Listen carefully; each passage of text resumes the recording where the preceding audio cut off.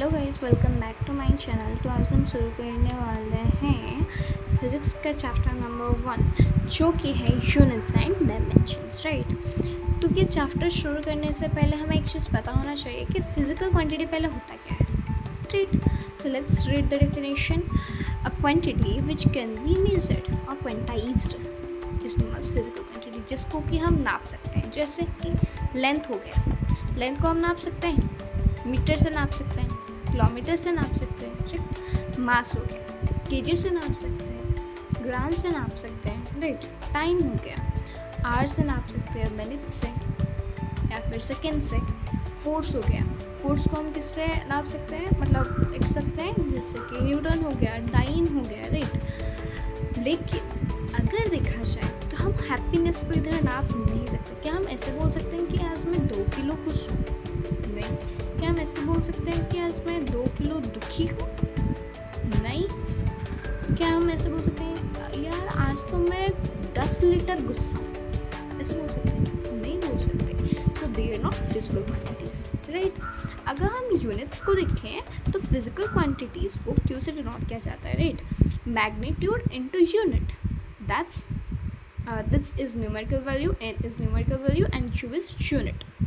इन दोनों को मिला के फिजिकल क्वांटिटी होता है, ठीक है। फिजिकल क्वांटिटी में ये दो प्रेजेंट होते हैं, ये दो ही प्रेजेंट होता है। टाइप्स ऑफ क्वांटिटीज़ में अगर हम आए तो पहला आता है फंडामेंटल क्वांटिटीज़। अगर हम फंडामेंटल क्वांटिटीज़, चलिए नेक्स्ट टू दैट देखते हैं। टाइप्स ऑफ क्वांटिटीज़ दो टाइप्स के होते हैं, एक होता है फंडामेंटल क्वांटिटीज़, एक होता है डिराइव्ड क्वांटिटीज़। फंडामेंटल मतलब वो डेफिनेशन के अब मैं पहले बता देती हूँ फिर डेफिनेशन तक जाएंगे। फंडामेंटल मतलब जैसे कि क्या छोटी छोटी चीज़, राइट। छोटी छोटी चीज़ जैसे कि हम देख सकते हैं लाइक हम उन्हें डिराइव नहीं कर रहे, that are fixed, right.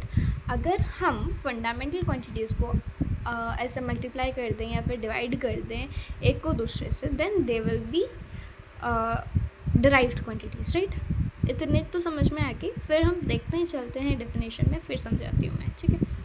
Types of quantities में आता है फंडामेंटल क्वांटिटीज़ जो कि होते हैं ओनली 7 टाइप्स, एंड जो कि होता है डिराइव्ड क्वांटिटीज़। फंडामेंटल क्वांटिटीज़ में लेंथ आता है, अगर हम लेंथ का इधर स्क्वायर कर लेंगे तो हमें एरिया मिल रहा है। एरिया एक डिराइव्ड क्वांटिटी है, राइट। फंडामेंटल क्वांटिटी से डिराइव होकर आया है।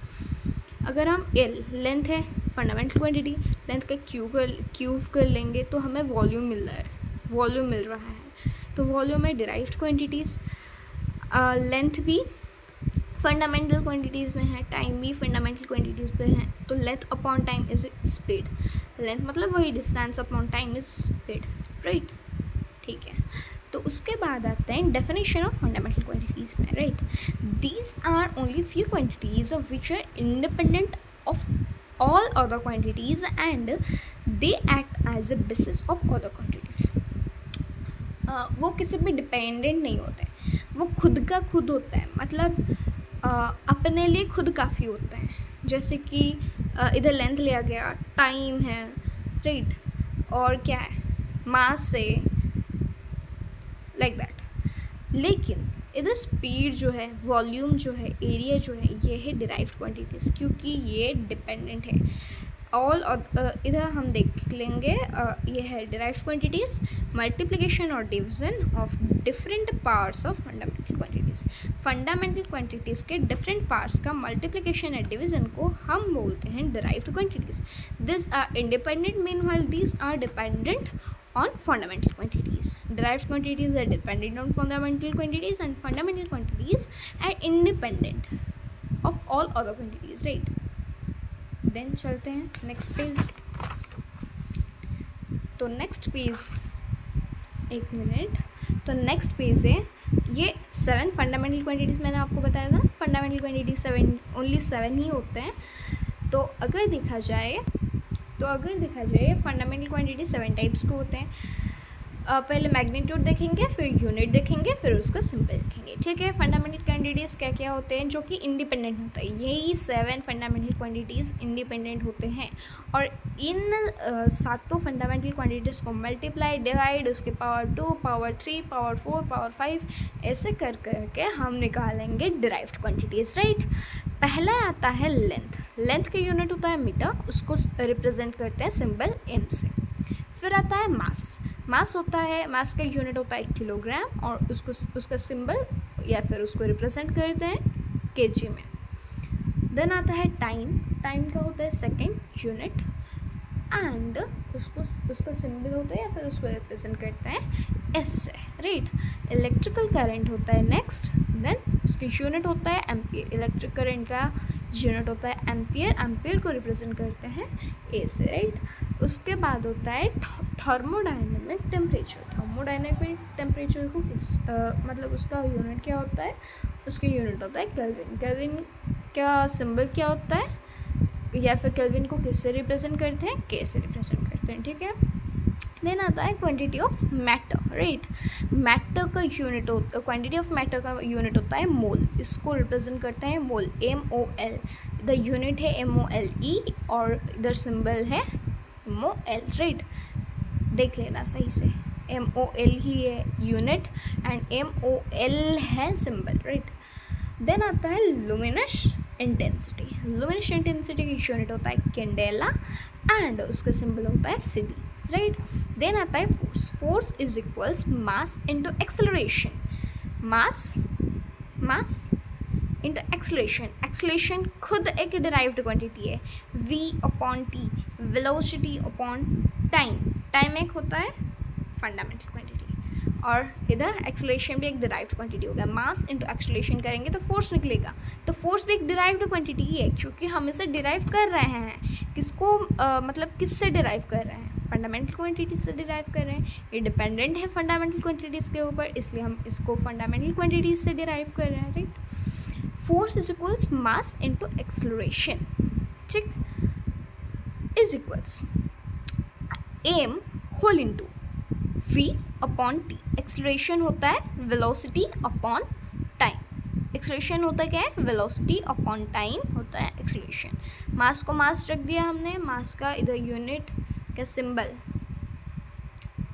ओके किलोग्राम होता है, लेकिन इधर हमने M लिया है, मास को C।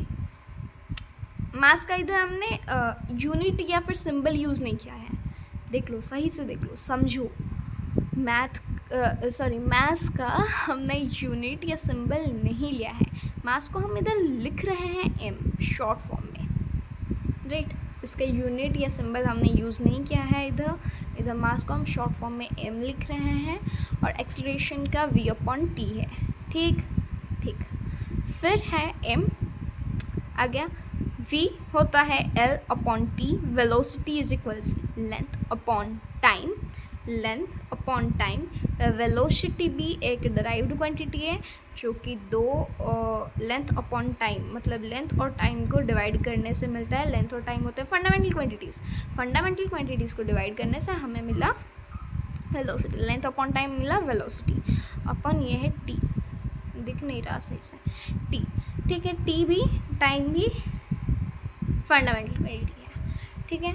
M whole into L/T upon T, तो इधर हो गया mL/T², right.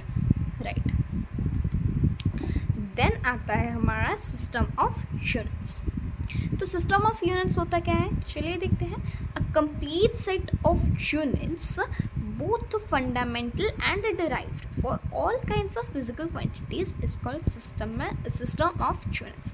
System of units basically होता है क्या है, मतलब ये जो system of units है इसमें basically आता है, मतलब derived quantities भी आता है और fundamental quantities भी आता है, right। इसमें derived quantities भी आता है, fundamental quantities भी आता है। next system of units, मतलब कौन टाइप्स के होते हैं, किस टाइप्स के होते हैं, right.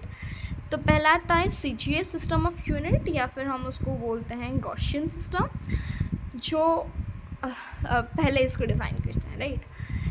In it length, mass and time have units.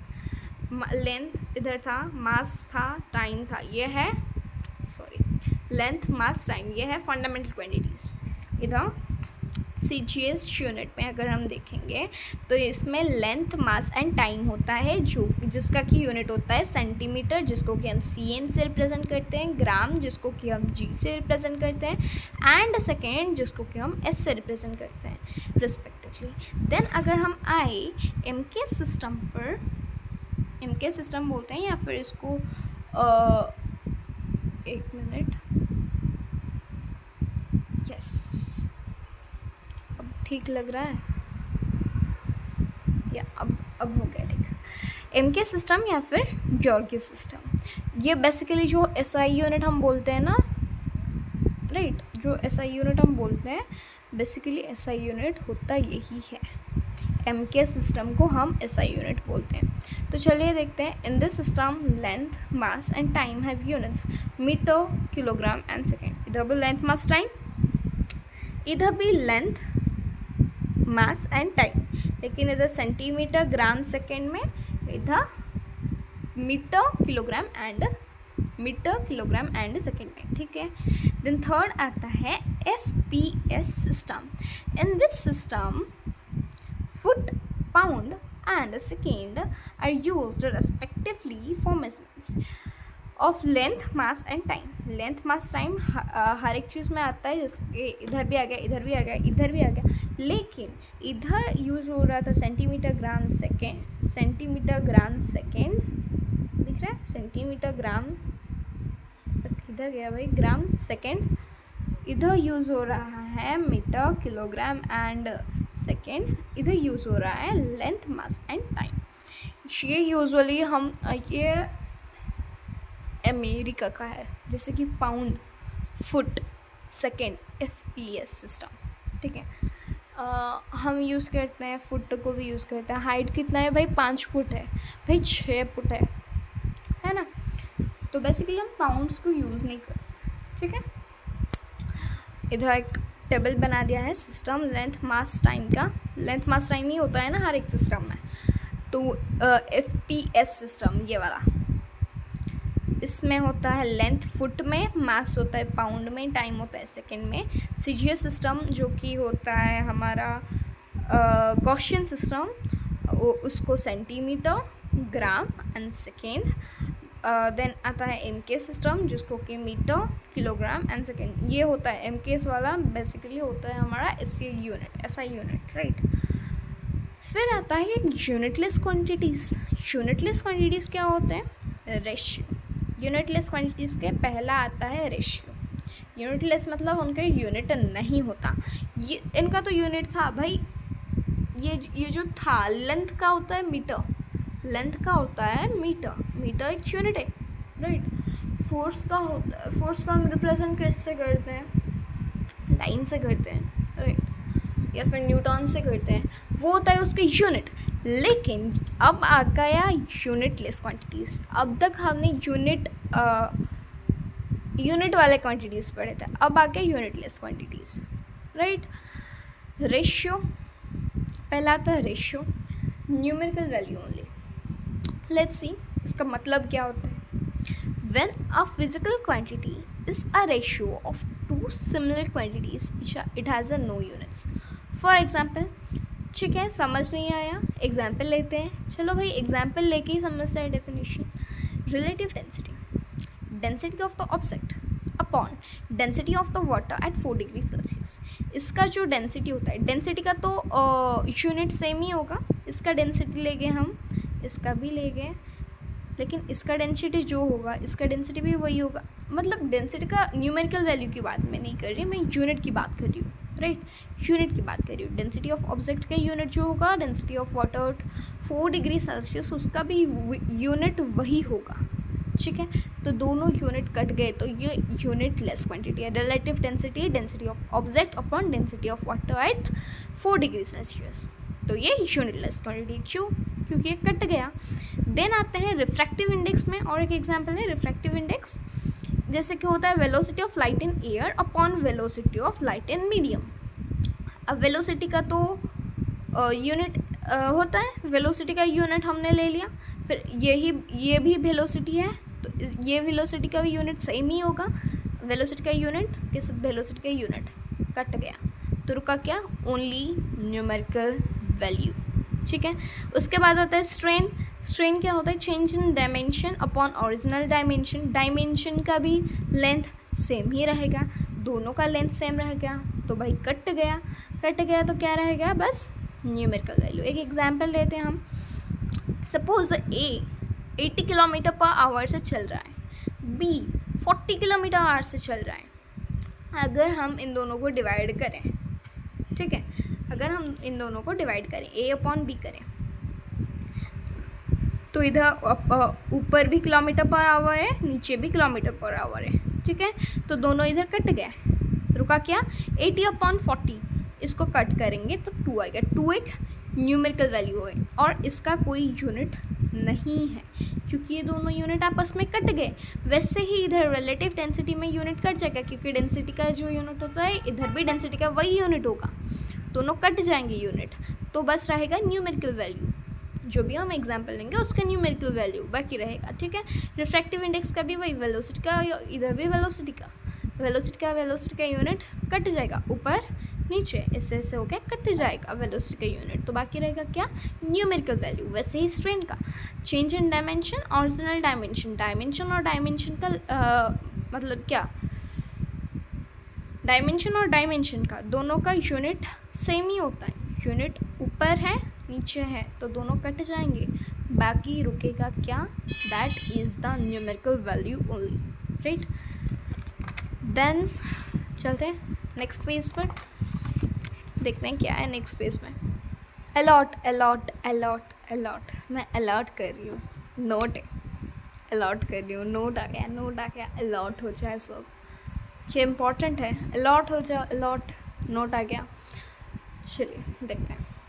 Angle is exceptional in physical quantity.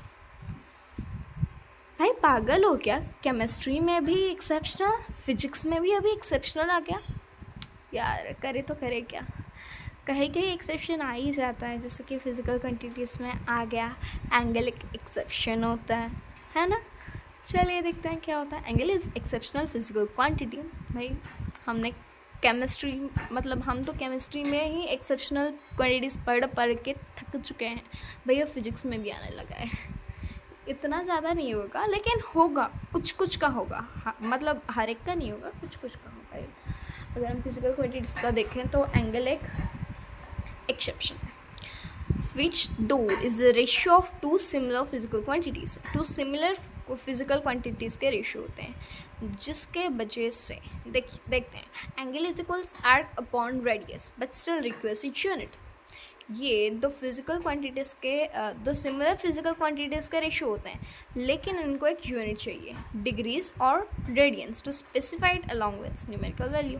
कुछ समझ नहीं है यार, ठीक है, चलो देखते हैं एग्जाम्पल। इसको, ये एक सेक्टर है, इसका एंगल है थीटा, ठीक है, इसका दो रेडियस है, ये दोनों रेडियस है, ये है आर्क, ठीक है, यह है थीटा। थीटा हम कैसे निकालेंगे, theta is equals L upon R. L upon R, suppose हमने एल को ले लिया 20 एंड आर को ले लिया 2, तो हमारा निकल आया 10।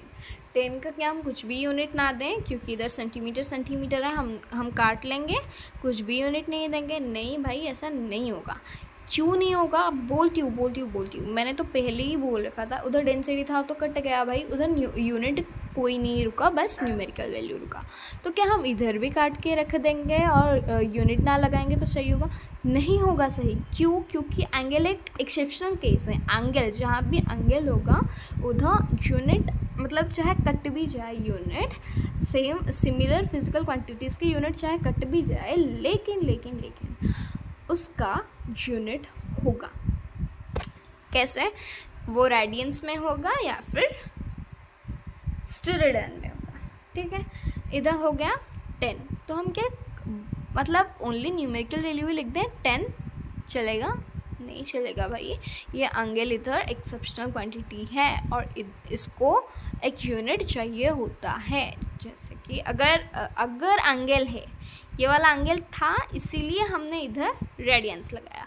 अगर ये एंगल नहीं होता, डेंसिटी होता, कुछ भी होता, डायमेंशन होता, कुछ भी होता, भाई कुछ भी होता, बाकी एंगल के बाद कुछ भी होता, तो हम बस न्यूमेरिकल वैल्यू लगाते हैं। अगर न्यूमेरिकल वैल्यू कहाँ लगाते हैं, जिसमें कि ऊपर भी आ रहा है सेम यूनिट एंड नीचे भी आ रहा है सेम यूनिट, अपॉन में दोनों सेम यूनिट आ रहे हैं, उधर कट जाएगा और कुछ नहीं रहेगा। अगर एंगल है तो उसको रेडियन या फिर रेडियन में हम रिप्रेजेंट करेंगे, ठीक है। जैसे कि इधर 10 रेडियंस लिखा गया है, ठीक है। देन नेक्स्ट आते हैं 2D एंड 3D एंगल्स पे।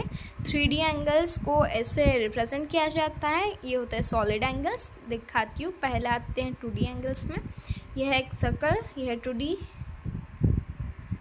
ये है एंगल थीटा। थीटा को कैसे निकालेंगे, L/R। अभी तो इधर किया था हमने, यही सेक्टर को बस लिया था, ये सर्कल को नहीं लिया था, बस सेक्टर को ही लिया था। इधर तो निकाला था, इधर वही वैसे ही, तो इधर लगेगा रेडियन उसका यूनिट। आगे बात समझ में। उसके बाद आते हैं 3D एंगल्स में। 3D एंगल्स में अगर देखा जाए तो इधर हमने एक कोन लिया हुआ है। क्या लिया हुआ है, कोन लिया है, कोन लिया हुआ है, और एक स्फीयर, ये एक सर्कल नहीं, एक स्फीयर है, ठीक है। इसका रेडियस है 1 और इसका स्टेरेडियन भी है 1, तो इसका सरफेस एरिया भी होगा 1 metre square. Metre into metre क्या हो गया, मीटर स्क्वायर। ये वाला होता है 3D एंगल का representative area upon r square, ये निकल जाएगा, ठीक है। आगे बात समझ में। देन चलते हैं एग्जाम्पल पे।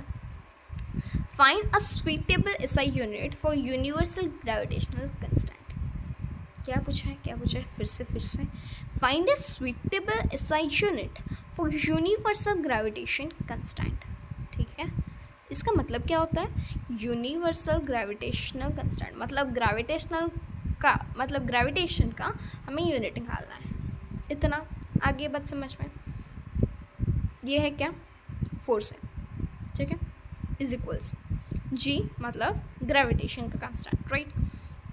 m1 into m2 upon r square, इसे हमने लिख दिया। फिर से बोलियो अलॉट, इधर अलॉट हो जाओ।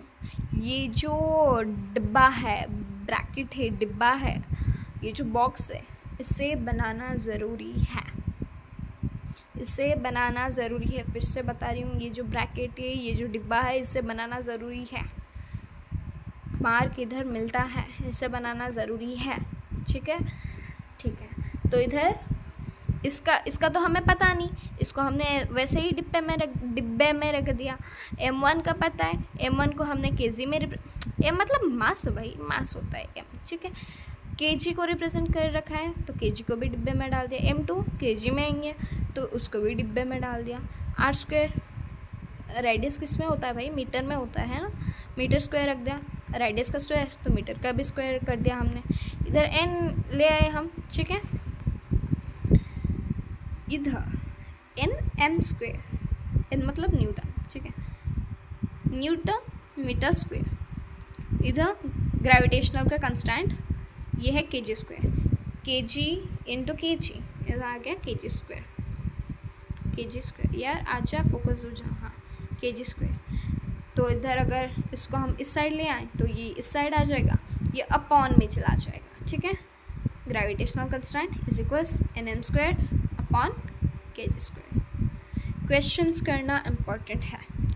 करना इम्पोर्टेंट है, ठीक।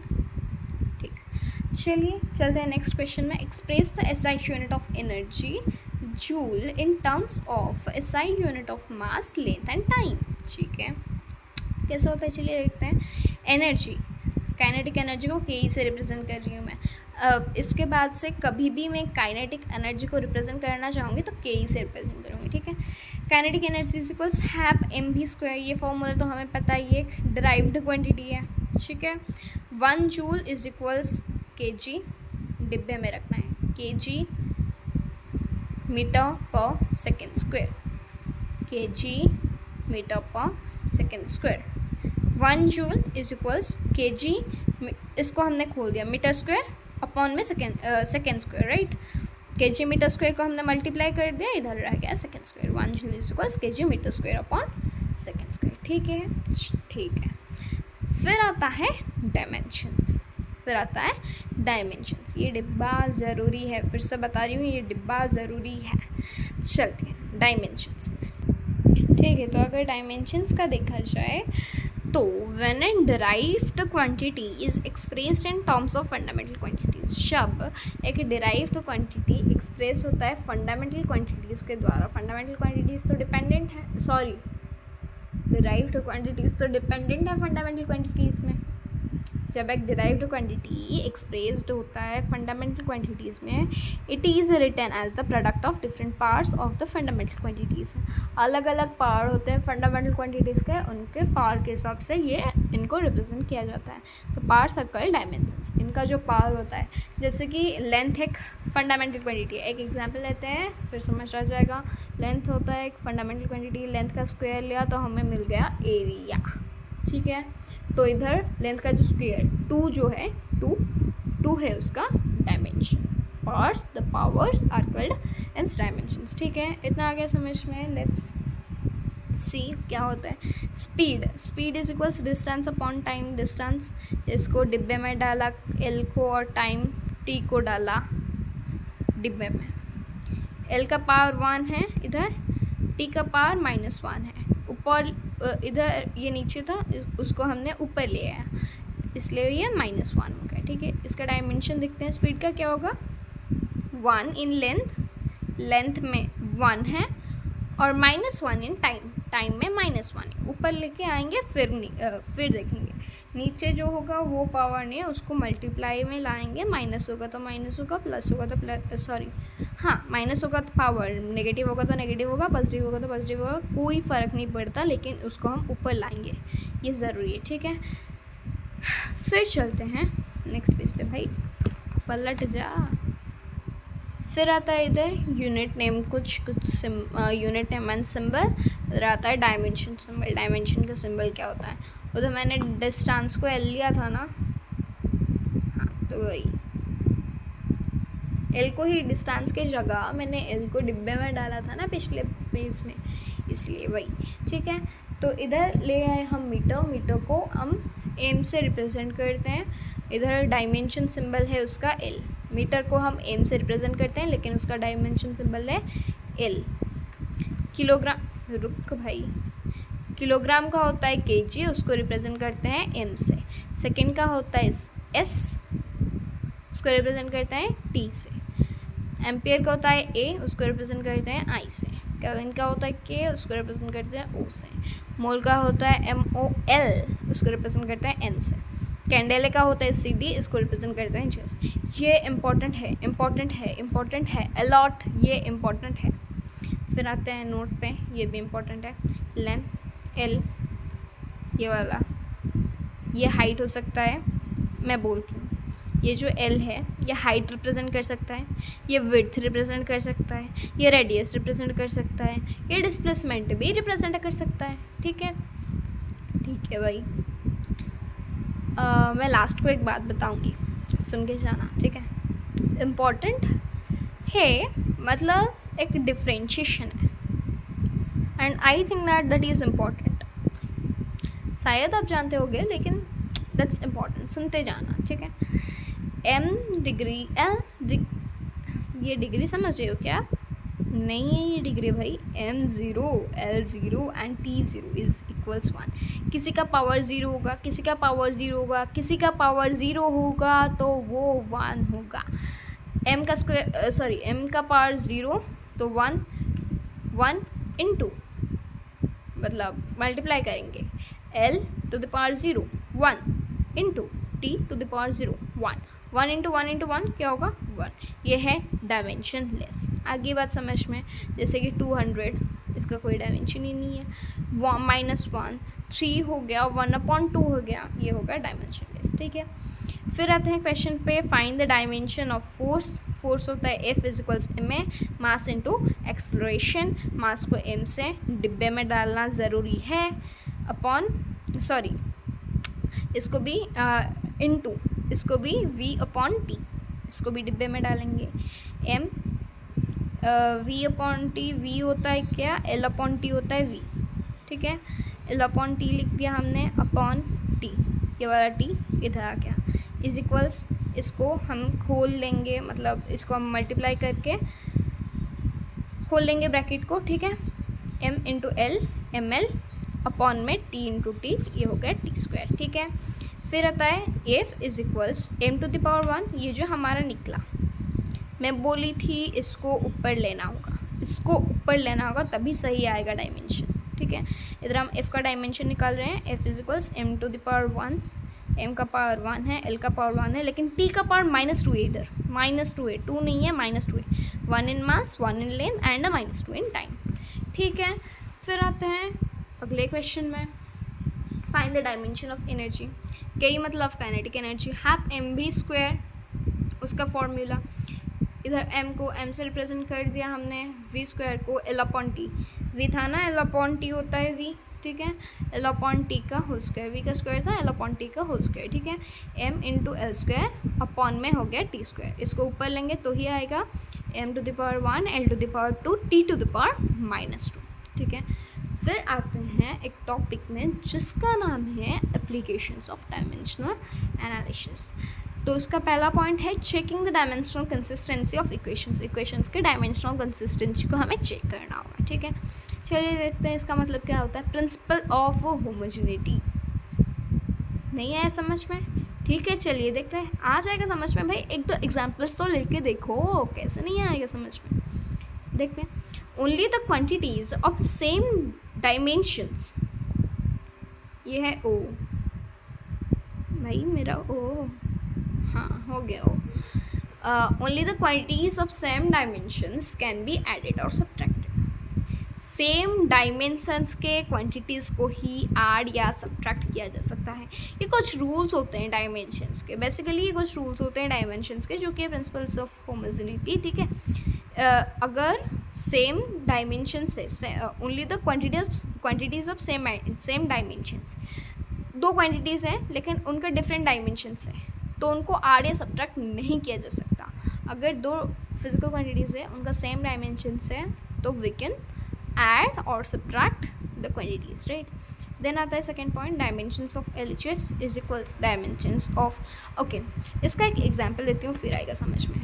अगर मैं बोलूँगी 2 kg को 2 लीटर से ऐड करो तो आंसर क्या आएगा भाई, 4 kg या फिर 4 लीटर, क्या आएगा, हम इसे नहीं कर सकते, it is not possible, right.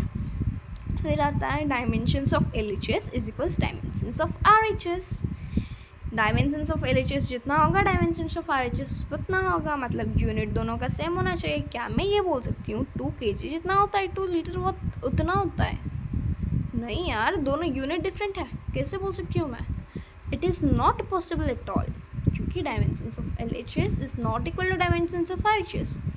अगर dimensions of LHS is equal to dimensions of RHS then that is possible. अगर मैं बोलूँगी 2 kg is equals 2 kg that is possible. अगर मैं बोलूँगी 2 लीटर अपन 2 litre is equals 2 litre then it's possible. लेकिन अगर मैं बोलूँगी 2 kg is equals 2 litre that is not possible. क्यों? क्योंकि dimensions of LHS is not equal to dimensions of RHS in the third case, जिसको कि मैंने बोला 2 litre is equal to 2 kg, नहीं हो सकता, ठीक है। एग्जाम्पल देखते हैं, let us consider an example of equation, half mv square is equals mg जो होता है, where m is the mass of the body, v is the velocity and g is the acceleration due to gravity and h is the height. Check whether this equation is dimensionally correct. Kinetic energy is equals potential energy, ये निकल के आ रहा है हमारा kinetic energy, ये होता है kinetic energy, ये होता है पोटेंशियल एनर्जी। देन आता है थर्ड पॉइंट पे, power raise to a quantity is always dimensionless. Okay, एक क्वांटिटी के ऊपर अगर कुछ पावर है तो वो ऑलवेज डायमेंशनलेस होगा। एग्जाम्पल से देखते हैं, समझते हैं भाई, चला जा, हाँ हो गया।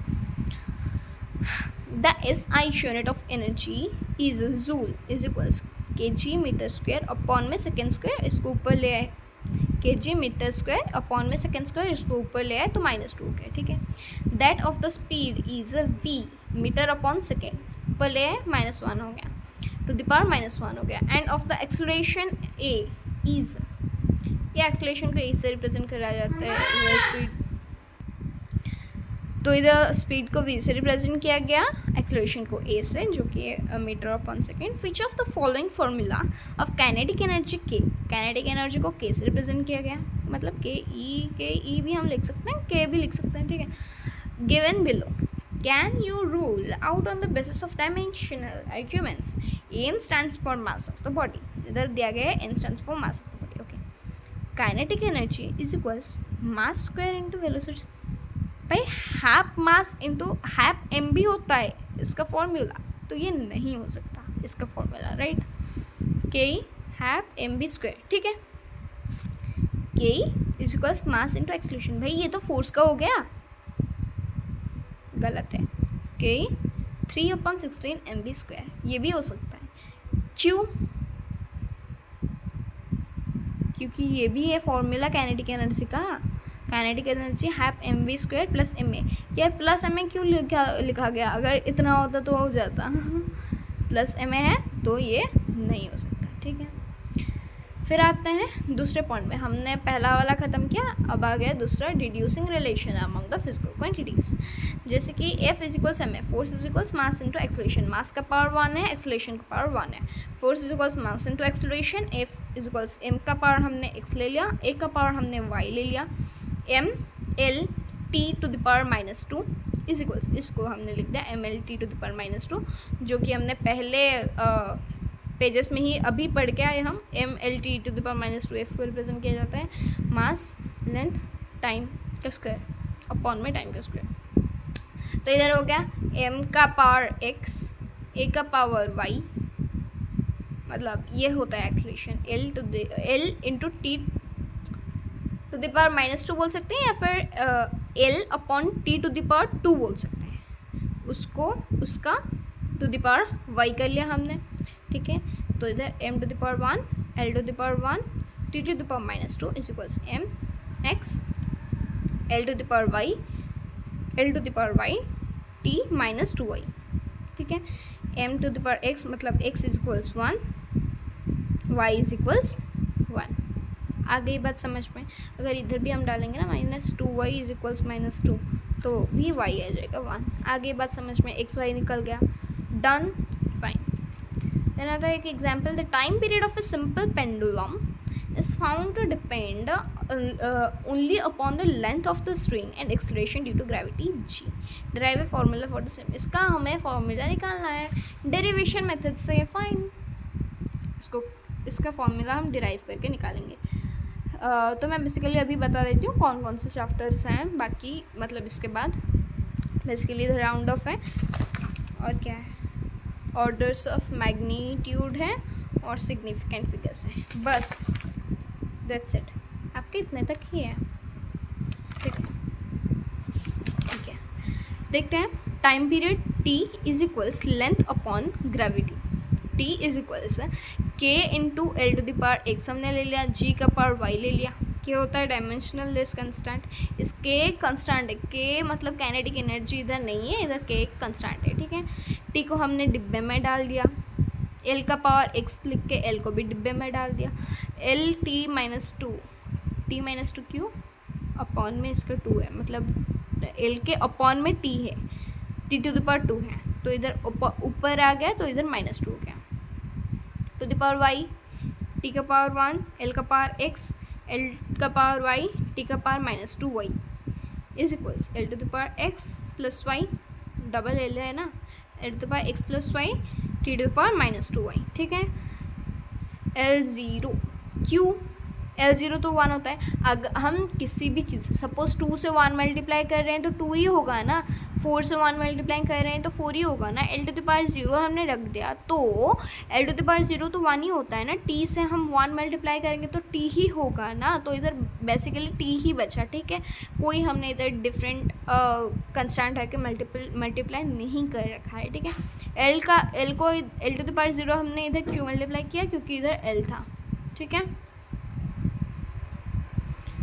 l to the power x plus y, इधर x plus y is equals 0 हमने कर दिया, तो हमारा निकला x x is equal to -y निकाला यार, ठीक है।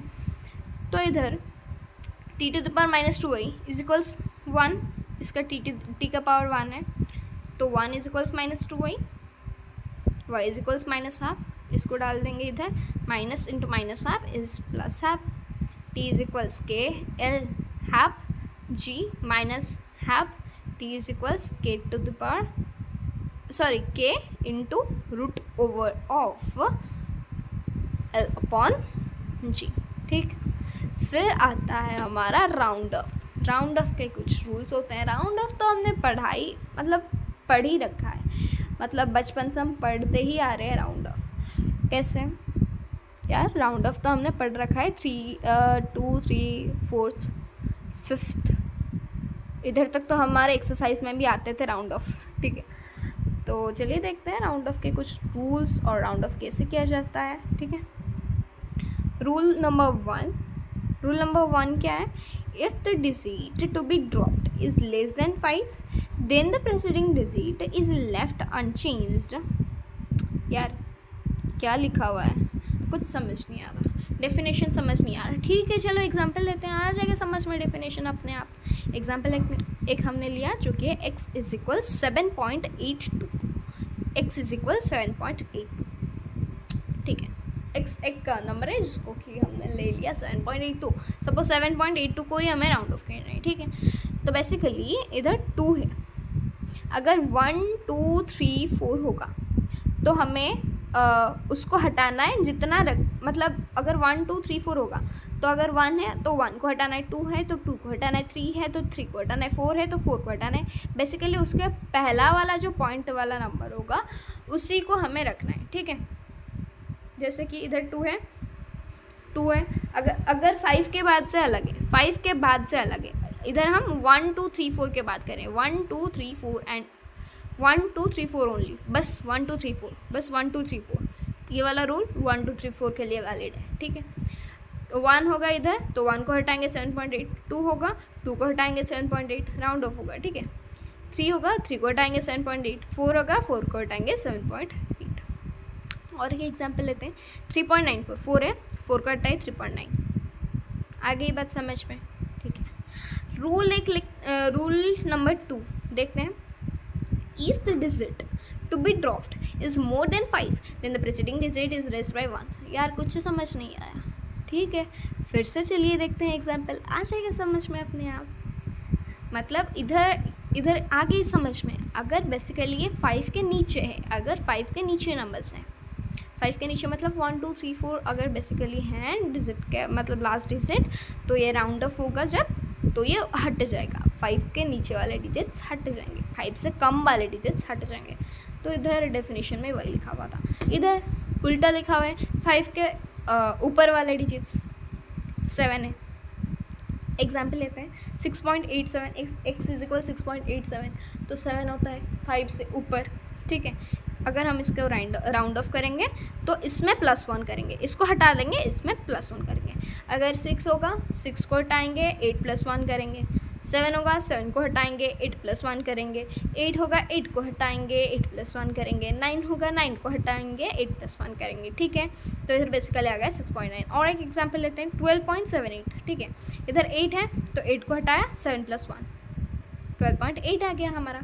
तो ये होता है बेसिकली रूल नंबर 2, जो कि होता है अगर 5 से कोई ज़्यादा नंबर है, जैसे कि 6, 7, 8, 9, तो उसे हटाएंगे और उसके पहला वाला जो नंबर है उसमें +1 करेंगे। आगे बात समझ में। तो रूल नंबर 3, इसको हमने पढ़ रखा है बचपन से, लेकिन फिर से ये अभी 11th में आ रहा है, ठीक है। रूल नंबर 3 क्या बोलता है? If the digit to be dropped is 5 followed by the digits other than 0 then the preceding digit is raised by 1। भाई नहीं आया समझ में, फिर से पढ़ते हैं। अगर नहीं आएगा समझ में तो चलते हैं एग्जाम्पल्स में। If the digit to be dropped is 5 followed by the digits other than 0 then the preceding digit is raised by 1। यार नहीं आ रहा समझ में, तो चलो चलते हैं एग्जाम्पल्स में। Example x is equal 16.351 is rounded off to 16. कैसे हुआ भाई, बोलो हमें ये कैसे हुआ? इधर क्या था, 5 था, 5 था ना, 5 था। अगर 5 है तो उसके पहले वाले डिजिट, इसको सारे हटा देंगे, पहला वाला डिजिट पे +1 करेंगे। 5 है, अगर बीच में 5 आ रहा है, चाहे लास्ट नंबर 8 हो, 9 हो, चाहे 4 हो, 6 हो, कुछ भी हो, 2 हो, कुछ भी हो, अगर 5 आ रहा है बीच में तो इन दोनों को हटाएंगे, इसमें +1 करेंगे, 6.8। ठीक ठीक। रूल नंबर 4 देखते हैं। रूल नंबर 4 क्या बताता है? If a digit to be dropped is 5 और 5 followed by zeros, the preceding digit is left unchanged if it is an even number। यार कुछ समझ नहीं आया, चलो फिर से चलते हैं एग्जाम्पल में, आ जाएगा समझ में। x को हमने ले लिया 3.250, इधर 0 है, बिकम्स 3.2। q हुआ 0 है और इधर बीच में 5 भी है, ये हट गया, 3.2 बचा।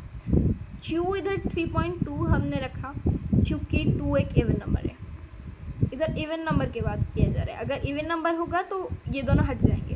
ठीक है, 50 है, 50 हट गए, 3.2 है, मतलब 3.2 बच्चे, 3.2, इसको राउंड ऑफ करने के बाद x is equals 12.650 becomes 12.6 on rounding off. कैसे? 50 हट गए, 6 एक इवन नंबर है तो 12.6 रुका। फिर रूल नंबर 5 वही है, बाकी इसका ऑड नंबर का है। देखते हैं एग्जांपल्स। x इज इक्वल्स 3.750, तो 50 हटे, 7 से +1 करना है हमें, 8, 3.8। मतलब बेसिकली हमें इसे इवन नंबर में ही लाना है। अगर इवन नंबर है तो बस हटा दो, लिख दो। अगर ऑड नंबर है तो बस हटाओ, +1 करो पहले वाले नंबर से, प्रीसीडिंग नंबर से। इसको हटाए, 7 + 1 कर दिए तो आ गया 8, 1 + 1 कर दिए तो आ गया 2। ठीक है, ठीक है। फिर आता है order of magnitude. The order of magnitude of a given number is the nearest power of ten to which it is approximated. भाई यार कुछ समझ नहीं आया, ठीक है, चलो देखते हैं, समझाते हैं। ठीक है, तो बेसिकली ऑर्डर ऑफ मैग्नीट्यूड होता क्या है? तो बेसिकली ऑर्डर ऑफ मैग्नीट्यूड होता क्या है, चलिए देखते हैं। ऑर्डर ऑफ मैग्नीट्यूड मतलब नियरेस्ट पावर, एक नंबर दिया गया हमें, उसका नियरेस्ट पावर हम अप्रॉक्सीमेटेडली लेंगे, सही से नहीं लेंगे, अप्रॉक्सीमेटेडली लेंगे। इसका कुछ कंडीशंस भी है, देखते हैं। For finding the order of magnitude, अगर हमें ऑर्डर ऑफ मैग्नीट्यूड x का वैल्यू निकालना है तो n is equals n into 10 to the power x, n into 10 to the power x. n should lie between 0.5 and 5. 0.5 is less than n, is greater than or equal to 5. एक minute, मतलब ये जो n है, basically ये जो n है ये 0.5 और 5 के बीच में ही लाई करेगा, इधर 1 नहीं आ सकता इधर। तो फिर आता है, हमने ये ले लिया, ये एक टेबल है, number n, expression n, a into 10 to the power b, order है मैग्नीट्यूड b का। ठीक है, 0.2 ले लिया हमने, 2 इंटू 10 to the power -1। -1 क्यों रुका? क्योंकि पॉइंट के बाद एक ही नंबर है, तो बेसिकली हमने 2 ले लिया और 10 to the power -1, इसका -1 हो गया magnitude.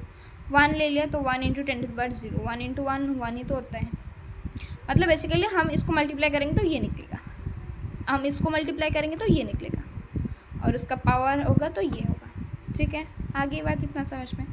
1 into 10 to the power 0, तो इसका पावर 0, इधर हमने लिख दिया 0, 10 to the power 0 1 होता है, 1 इंटू 1 1 है। ठीक है, ठीक है, तो इधर 5 है, 5 into 10 to the power 0, 10 to the power 0 होता है 1, 5 इंटू 1 होता है 5, इधर पावर होगा 0। 6 है, 0.6 कर दिया हमने इंटू 10 to the power -1।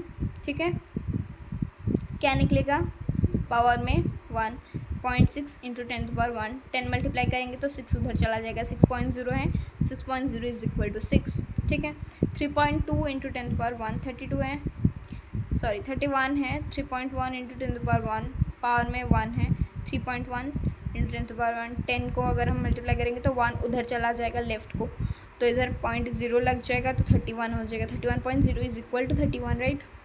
फिर 32 है, 3.2 into 10 to the power 1, power है 1, 3 अगर हम 10 मल्टीप्लाई करेंगे तो 2 इधर चलाएगा लेफ्ट को, तो इधर 0.0, 32.0 इज इक्वल टू 32, 999 है, .999 999 है, पॉइंट के बाद 3 डिजिट्स है तो हमने 3 लगा दिया, पावर है 3, और हम इसको मल्टीप्लाई करेंगे तो 999 आएगा, तीनों लेफ्ट को आ जाएंगे।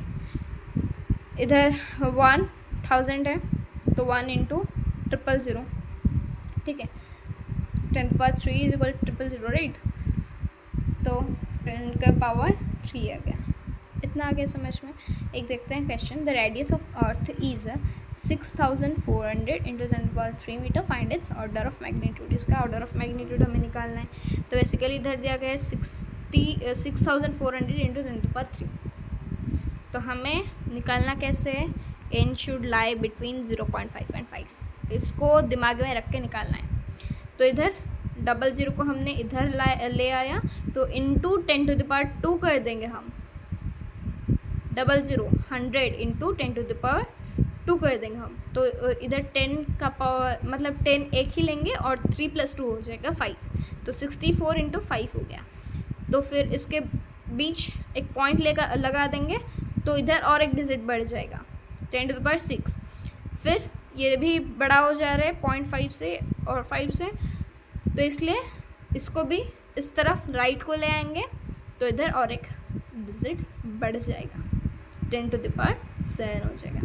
तो इधर बेसिकली 10 का पावर 7 है, तो आंसर होगा 7, ठीक है। फिर आते हैं नेक्स्ट टॉपिक में जो कि है significant figures, and yes this one is last topic. मैंने इसे हाईलाइट नहीं कर रखा है तो मैं इसे हाईलाइट कर करके बताऊँगी, ठीक है। I will be providing notes आज या कल, आज कल के बीच में ही डाल दूँगी, मतलब आज या कल डाल दूँगी नोट्स, इसके नोट्स अवेलेबल होंगे, ठीक है।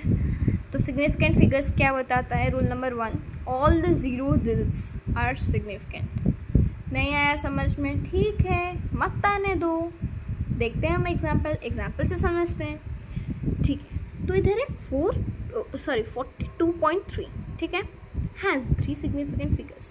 तो इधर बेसिकली बोला है एक नॉन ज़ीरो नंबर, मतलब ज़ीरो के अलावा कोई भी नंबर हो तो उसे सिग्निफिकेंट बोला जाएगा। हमें पूछा होगा सिग्निफिकेंट फिगर्स कितने हैं, अगर जीरो नहीं है तो बाकी जितने नंबर, जीरो के अलावा कुछ भी नंबर हो भाई वो सिग्निफिकेंट ही है। तो इधर जीरो है क्या, 42, पॉइंट को भूल जाओ भाई, 42.3 है लेकिन पॉइंट को भूल जाओ। इधर जीरो है क्या, नहीं है, तो कितने नंबर्स है टोटल, 4, 2 एंड 3 नंबर्स हैं। तो इधर 3 सिग्निफिकेंट फिगर्स हो गए, इधर 3 नंबर्स है तो 3 सिग्निफिकेंट फिगर्स हो गए। इधर देखते हैं 243.4, जीरो है क्या भाई, नहीं है, तो क्या है 2, 4, 3 एंड 4, 4 सिग्निफिकेंट फिगर्स हो गए, 4 नंबर है ना, 4 सिग्निफिकेंट फिगर्स हो गए। इधर जीरो है, नहीं है भाई, 2, 4, 1, 2, 3, कितना हो गया, 5 सिग्निफिकेंट फिगर्स हो गए, ठीक है। फिर आते हैं रूल नंबर 2 पे, a zero become significant figure if it appears between 2 non zero digits. ये क्या बताता है, अगर 2 नॉन जीरो डिजिट्स के बीच में जीरो आता है, अगर 2 नॉन जीरो डिजिट्स के बीच में जीरो आता है तो वो सिग्निफिकेंट बन जाता है। तो बेसिकली जीरो एक सिग्निफिकेंट फिगर नहीं होता, लेकिन अगर 2 नॉन जीरो मतलब जीरो के अलावा कोई भी डिजिट हो, अगर उसके बीच में ज़ीरो आता है तो वो सिग्निफिकेंट में काउंट होता है। जैसे कि 5.03, ये 5 और 3 के बीच में है तो ये सिग्निफिकेंट फिगर में काउंट होगा। 5, 0 एंड 3 सिग्निफिकेंट फिगर्स। ये 6 और 4 के बीच में ज़ीरो है तो 5, 6 एंड 0 एंड 4 चारों सिग्निफिकेंट फिगर्स होंगे। 4, 0, 0, 4 और 4 के बीच में डबल ज़ीरो है तो वो दोनों सिग्निफिकेंट फिगर्स में काउंट होंगे। तो इधर बेसिकली 4 सिग्निफिकेंट फिगर्स, ठीक है। फिर चलते हैं नेक्स्ट रूल पे। नेक्स्ट रूल क्या होता है, हाँ नेक्स्ट रूल क्या है, रूल नंबर 3, लीडिंग ज़ीरोज़ और the zeros place to left of the number are never significant. Number के लेफ्ट में जो ज़ीरो प्रेजेंट होता है वो सिग्निफिकेंट नहीं होता। अगर मैं इधर मैं एक एग्जांपल देती हूँ, अगर 0.5 इधर है ना 0.543, अगर 0.543 होता तो भी ये 3 ही सिग्निफिकेंट फिगर होते, क्योंकि 5 के लेफ्ट में ज़ीरो है ना कि 5 के राइट में, ठीक है। तो इधर 543 ज़ीरो का कोई वैल्यू नहीं है, इसको हम काउंट नहीं करेंगे सिग्निफिकेंट फिगर्स में। 543 आर 3 सिग्निफिकेंट फिगर्स। इधर भी ज़ीरो राइट में है, लेफ्ट में नहीं है। ये ज़ीरो देखो, ये राइट में है, लेफ्ट में नहीं है। लेकिन लेकिन लेकिन क्या ये दो नॉन ज़ीरो नंबर के बिटवीन है? नहीं है। ये ज़ीरो क्या दो नॉन ज़ीरो नंबर के बिटवीन है? नहीं है। तो ये बेसिकली नॉन ज़ीरो नंबर के लेफ्ट में ही है, तो ये काउंट नहीं किया जाएगा। 4 और 5 पर 2 सिग्निफिकेंट फिगर्स, ठीक है। इधर आ गया 0.006, ये भी लेफ्ट में है, ये भी लेफ्ट में है, ये भी लेफ्ट में है, ये है नॉन ज़ीरो नंबर, तो इधर 1 सिग्निफिकेंट फिगर। आगे रूल नंबर 3 समझ में, ठीक है। चलते हैं नेक्स्ट रूल, जो कि है रूल नंबर 4। ट्रेलिंग जीरोज और zeros place to the right of the number as significant. Number के राइट में प्रेजेंट होगा तो सिग्निफिकेंट, नंबर के लेफ्ट में प्रेजेंट होगा तो नॉन सिग्निफिकेंट, सिग्निफिकेंट नहीं है, ठीक है।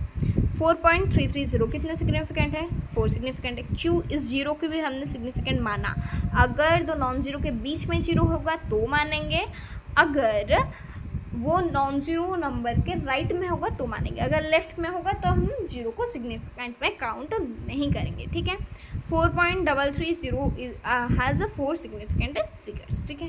ये 4 है सिग्निफिकेंट, 3 है, फिर 3 है एंड 0 है, ठीक है। इधर वैसे ही 4300 ये भी है 5 सिग्निफिकेंट फिगर्स क्योंकि राइट में है। 434.000 ये भी है क्योंकि ये राइट में है। 6 सिग्निफिकेंट फिगर्स हो गए। 343 and 000, 433 and 00 has 5 significant figures, right. फिर आते हैं नेक्स्ट रूल पे, और ये है लास्ट रूल शायद, हाँ जी लास्ट रूल है। तो ये लास्ट रूल है, rule number 5। In exponential notation the number of portion gives a number of significant. भाई कुछ समझ नहीं आ रहा इस डेफिनेशन से, चलो कोई नहीं, फिर से चलते हैं एग्जाम्पल में। एग्जाम्पल से ही सब समझ लेंगे। तो एग्जाम्पल देखेंगे अगर हम 1.32 इंटू 10⁻², ठीक है, हैज़ 3 सिग्निफिकेंट फिगर्स। कैसे 3 सिग्निफिकेंट फिगर्स हो गए? क्योंकि 10 का पावर कुछ भी हो उसको काउंट नहीं किया जाएगा सिग्निफिकेंट फिगर्स में। 10 का पावर 4 है, नहीं काउंट किया जाएगा। 10 का पावर -2 है, नहीं काउंट किया जाएगा। 10 का पावर 1 है, नहीं। 3 है, नहीं। कुछ भी होगा, नहीं। 6 होगा, नहीं नहीं नहीं। 10 का पावर कुछ भी हो काउंट नहीं होगा। बाकी जो नंबर्स हैं वो है सिग्निफिकेंट फिगर्स। इधर 1.32 है सिग्निफिकेंट फिगर। 10 to power -2 को सिग्निफिकेंट फिगर नहीं बनाया था। 1, 3 and 2 3 significant figure. 1, 3 and 2 3 significant figure, ठीक है। 1, 3, 2 ही नहीं, कुछ भी नंबर ले सकते हैं आप, ठीक है, ठीक है। फिर आता है question. Questions are most important. The respective number of significant figures for the number 23.023. ये दो non significant non zero number, ये दो नॉन ज़ीरो नंबर के बीच में, तो इसे काउंट किया जाएगा 1, 2, 3, 4, 5, ठीक है। 0.003 ये लेफ्ट में है तो इसे काउंट नहीं किया जाएगा, तो बेसिकली 3 को ही काउंट किया जाएगा, तो ये है 1, ठीक है। इधर देखते हैं, इधर इसको काउंट नहीं किया जाएगा, 2.1 को ही काउंट किया जाएगा। 2 और 1 10 के ऊपर कुछ भी हो हम इसको काउंट नहीं करेंगे, ठीक है। फिर आता है एडिशन और सब्सट्रैक्शन हम करेंगे, तो करेंगे कैसे? Count the number of significant figures in the decimal portion only of each number in the problem. Add or subtract in the normal fashion. Number of digits in the decimal portion of the answer should be approximated to the least of the two number. यार कुछ समझ नहीं आ रहा है इस definition से, हमें example से समझाओ फिर, ठीक है। चलते हैं फिर एग्जाम्पल में। कुछ समझता नहीं, मतलब कुछ समझ नहीं आता डेफिनेशन से। एग्जाम्पल लेंगे तो जल्दी समझ आ जाएगा, ठीक है। एग्जाम्पल लेके हम इधर क्या है example 33.3 has 2 decimal place, has only 1 decimal place. Decimal के बाद एक ही डिजिट है, तो इसमें ये तीनों नंबर है, इन तीनों को हमें ऐड करना है, ठीक है। ऐड करेंगे हम, इसमें डेसिमल के बाद एक डिजिट है, इसमें डेसिमल के बाद दो डिजिट है, इसमें डेसिमल के बाद 3 डिजिट्स हैं। तो बेसिकली कम किस में है? इसमें है। डेसिमल के बाद कम डिजिट्स किस में है? इसमें है। तो बेसिकली डेसिमल के बस एक डिजिट ही लगेगा आंसर में, ठीक है। इतना आगे समझ में। इसको नॉर्मली जैसे हम ऐड करते हैं, ऐड कर लिया हमने, हमारा इतना निकल गया, तो जो सबसे छोटा होगा, जो मतलब डेसिमल के बाद जिसका सबसे छोटा ही नंबर होगा, इसका 1 है, इसका 2 है, इसका 3 है, सबसे छोटा किसका है? इसका है। तो इधर डेसिमल के बाद एक डिजिट लग गया। वैसे ही फिर से क्वेश्चन आ गया वैसे ही 2 pieces of gold each of mass this are placed in a box of mass this till mass of the box with 2 gold pieces. 2 gold pieces के mass this है, तो इनको इसको 2 से मल्टीप्लाई कर देंगे, जितना निकलेगा। हाँ, तो बेसिकली हम 2 से मल्टीप्लाई ना करके भी ऐसे ऐड कर देते हैं, तीनों को ऐड कर देंगे, ठीक है। 2.370, ठीक है। तो इसका सबसे कम डेसिमल पॉइंट 1 डिजिट तक है, तो इसको हम 1 डिजिट तक ही लेंगे, 2.3 लेंगे, क्योंकि ये 70 है तो 2.4 लेंगे बेसिकली हम। तो इधर आंसर आएगा 2.4 ग्राम, ठीक है। 70 है ना, 70, इसको राउंड ऑफ करेंगे अगर हम, तो 7 है ना, 7 मतलब उसके पहले वाले डिजिट में +1 करना है, ठीक है। फिर आता है हमारा finally the last topic, final the last topic, multiplication and division. Multiply or divide in a normal fashion the least number of significant figures is in any number of the problem determines the number of significant figures in the answer.